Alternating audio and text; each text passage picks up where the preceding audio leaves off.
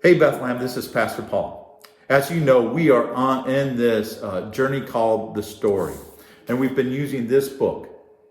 Now, this is not the Bible. This is an abridged version of the Bible, but we're using it as a tool to accomplish two things. First, we want to have a greater understanding of what the overarching theme of the Bible is all about, to see that it really is God's story and how God is working through history through his people.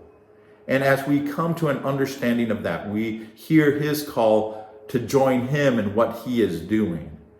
The second thing we want it to accomplish is to help us develop a regular habit or discipline of reading the Bible. As God's people, as followers of Jesus, we know that there is importance in knowing and understanding God's word, that's where we get our guidance from, that's where we get our wisdom from. And so it needs to be a part of our hearts, part of our minds. This past week, we looked at chapter number 2 in the story, which was entitled, God Builds a Nation. And here we read about how God chose this one man named Abraham.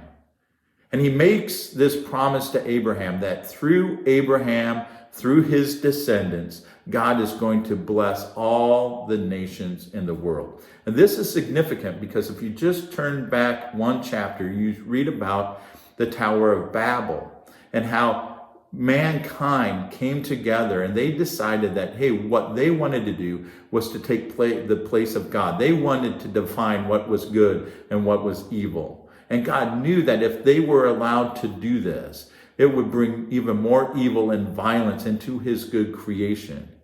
So his rescue plan was to scatter the nations, call this one man, and then make this promise that through his descendants, he was going to bless all the other nations of the world. And we see this come to fulfillment through Jesus, in Jesus. So Genesis then starts following Abraham and his family. That's really what the Old Testament is all about. It's tracing this lineage, this family, and how God works through them. And what sticks out here as God starts to build this nation is God's faithfulness in spite of the failures of Abraham and his family. Yeah, Abraham didn't trust God. And so he tries this shortcut of having a son through his slave Hagar. And that doesn't end well.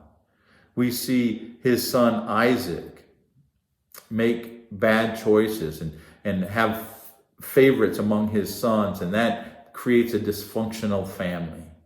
We see with Jacob how he follows in his father's footsteps and has favoritism among his wives and among his sons, and how that creates tension and dysfunction there. Time and time again, there is this failure that happens. And yet God remains faithful. In chapter 15, he confirms his promise to Abraham in a covenant where he has Abraham cut animals in half, and then God in a promise, in a symbolic way, walks through the halves saying, hey, this covenant I am making with you, this is what I'm promising to do. And if I fail to keep my end of the covenant, this is what should happen to me. And it's interesting that he doesn't have Abraham go through, because what God is saying to us, and he's saying to Abraham, is that this covenant is so important that it doesn't rest on the shoulders of Abraham or any of his children. It rests on the faithfulness of God. And so God reaffirms this promise to Isaac and to Jacob. Even in their failures, God says, this is what I have promised, this is what I have covenanted to do, and this is what is going to happen. And so here's our big idea.